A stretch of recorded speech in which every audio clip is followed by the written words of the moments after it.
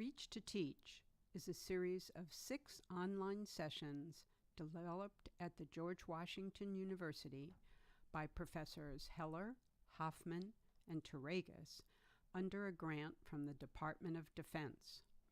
Any use of the material in these slides should acknowledge the university, the authors, the granting agency, and the grant number. For Session 4, after we review issues about community colleges and ethics, we will focus on the pedagogic tool of group work. But before we begin, we need to review your homework. Remember, you are hired to teach a course on privacy. You've already covered the elements of secure passwords. What would your next topic be? And remember to use the idea of concrete to abstract as you prepare both the lesson and the activity that tie them together. So what did you think of? Did you think of the concepts of biometrics?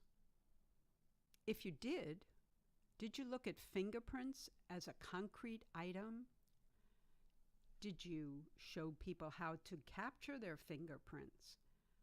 Did you mention no two fingerprints are the same? Did you suggest the use of fingerprints in the real world for identifying people, both criminals and searching for people like lost children? Did you show how fingerprints form digital patterns and can be matched? If you didn't do these, what else did you think of? But you get the idea of going from concrete to abstract.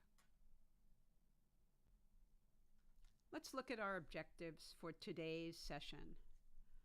Students will be able to list the undergraduate degrees from both 2-year institutions and 4-year institutions, and students will be able to distinguish between an AA degree at a community college and an AAS degree at a community college. Students, meaning you, will print out the education policy rules for your community college. If you don't have one set yet, find one online from a community college near you. Students, this means you, will list at least 3 advantages of group work and 3 disadvantages of group work. And finally, students will create their own technique for evaluating group work. So let's begin. 2-year degrees available at community colleges. There is an AAS degree, which is called an Associate of Applied Science. It's designed for students who want to prepare for a specific trade or career path. It is not typically a degree that will transfer to a 4-year institution. Associate of Arts or an Associate of Science provide students, community college students, with a general liberal arts education and is designed to transfer to a 4-year institution.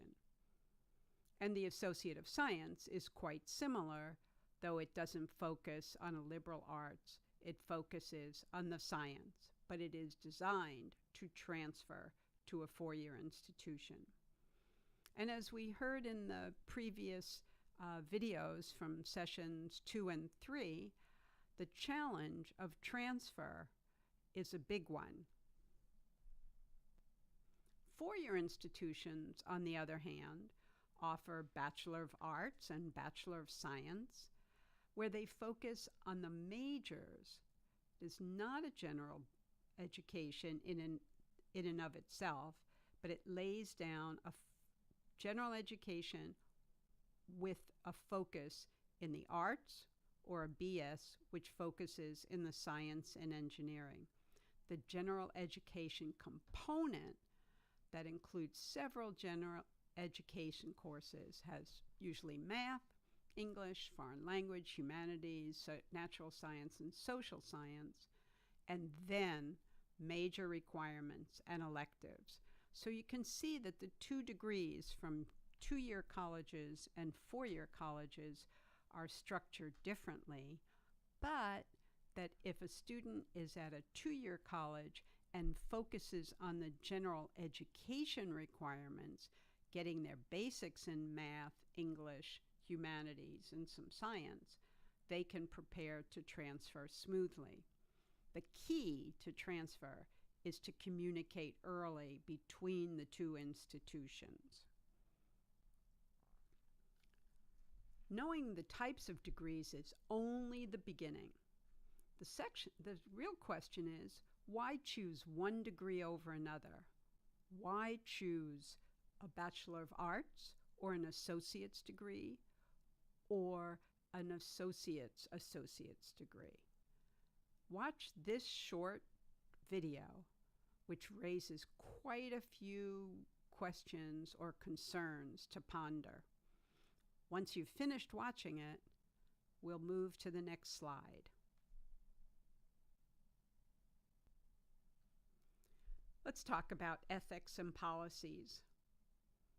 A college grading policy is important to use when considering group projects, and we will talk about that later in our discussion. I'll edit this slide out. Institutions on almost all campuses have an education policy committee. What rules governs educators? They decide in that policy committee, and they typically specify things like the amount and type of information that's required in a syllabus. They may require a certain number of hours of homework. They may suggest what your office hours have to be. They may discuss whether or not you have to take attendance. And of course, they may outline consequences of cheating or plagiarism. The purpose of the rules is to ensure that all learners receive the same educational experience. So how do we ethically manage the interaction of technologies and humans? That's a topic that you, as a cybersecurity expert and an educator, will have to grapple with. And there are quite a few opportunities and resources for you to gather and ponder. As you can see from the video, it is not just one thing. But don't despair. There are many opportunities and items out there to help you. This article from Inroads is a good one. And here's a short video that is both brief and musical and talks about 10 ethical processes or issues that pertain to computing. And if you've enjoyed that, you can find more information on computer ethics at this particular site. Once you've looked at the video, advance the slide to the next topic.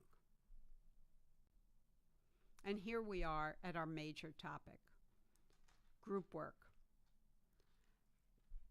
Quickly and briefly said, group work means solving a problem or completing a project as a team of 2 or more students. Simple and direct, but creating, monitoring, and evaluating group work is quite challenging. So why should we bother? Why group work? Well, group work can be a very effective way of motivating students.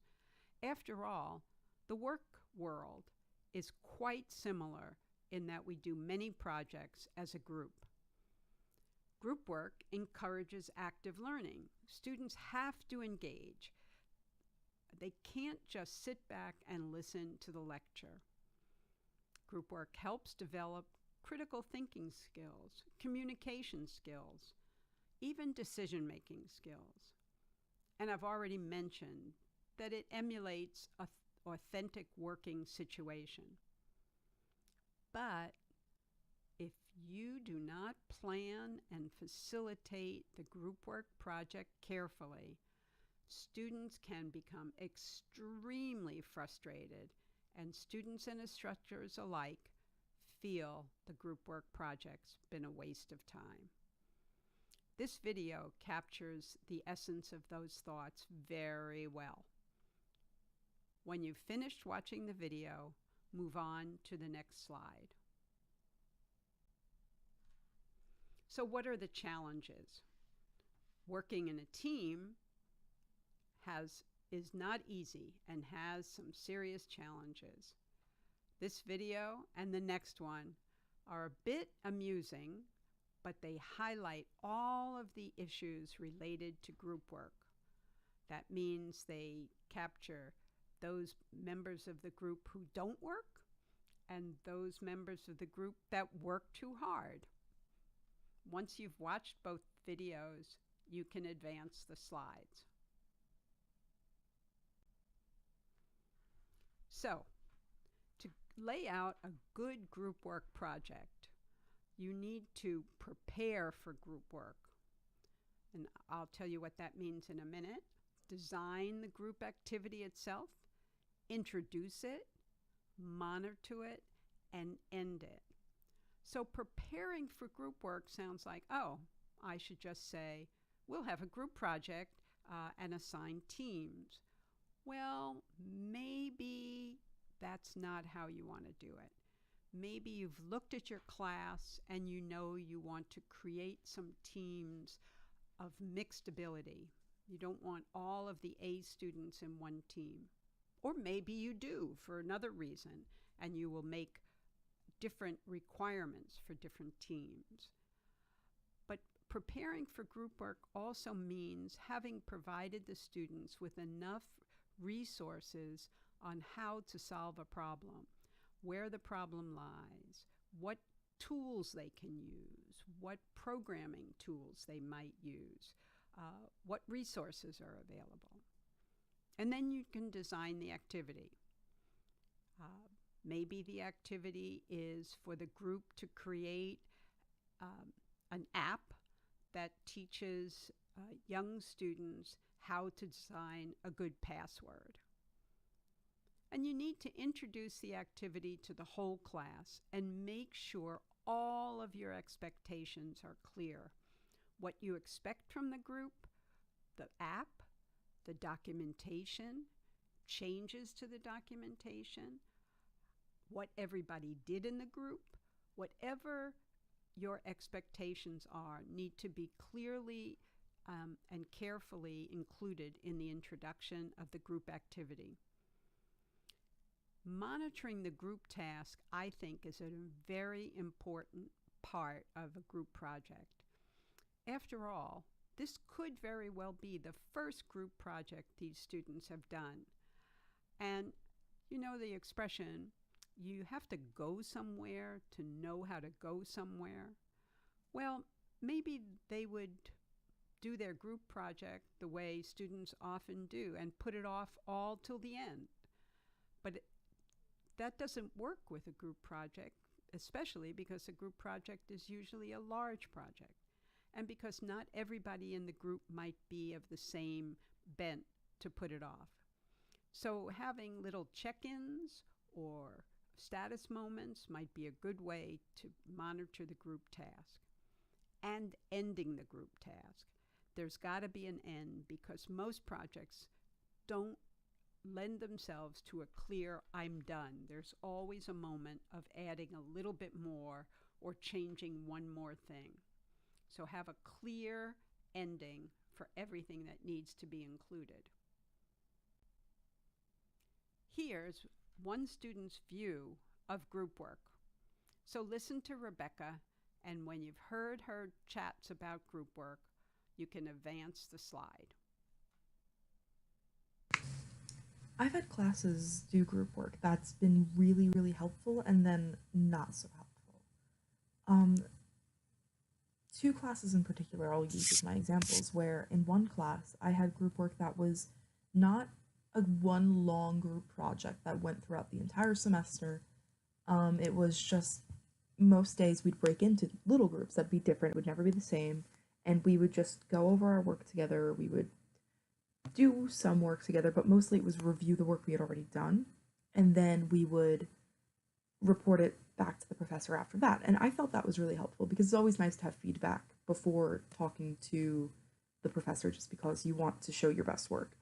Um, and then I had a class that the entire premise was one big group project. That was the biggest grade. We had maybe a few quizzes now and then, but all of it was just one big group project.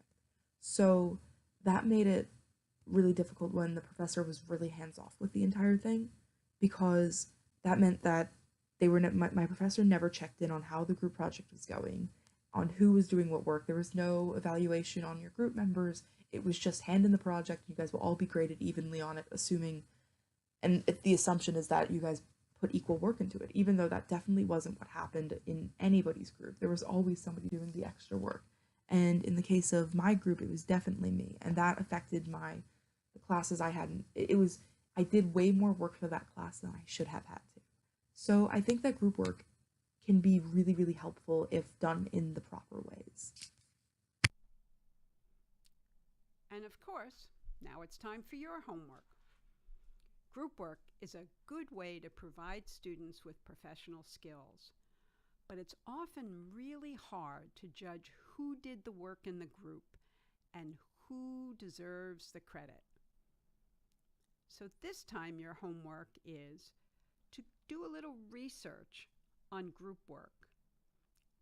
Check out Google, check out some pedagogic journals. You'll find some interesting reports on how group work works in a community college or a university setting. And then design an activity so that you can recognize each learner's individual contribution. So let me be clear, you're not going to design the group work activity, but an activity for that group work so that you'll know what each individual learner's contribution was to the project.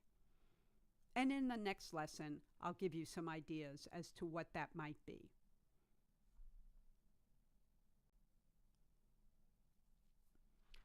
So here's an engaging students concept, which I call think-tac-toe. So let's say that you want students to do a project in each of these vertical categories. You have a programming skills project, you have a problem-solving project, and you have a research project. Well, you could make up a tic-tac-toe of these three skills, if you will, and then within those have different tasks that might work for those skills. So one kind of programming project versus another versus a third. And students get to choose in tic-tac-toe across, diagonally, or vertically, well, not vertically, but across one row or diagonally across the rows to solve the project that they find most interesting. It's just another way of getting the students to think about where they'd like to do their homework. And it's not so easy sometimes to decide where you want to do your homework. Sometimes it's easier to say, oh, please just tell me what the homework is.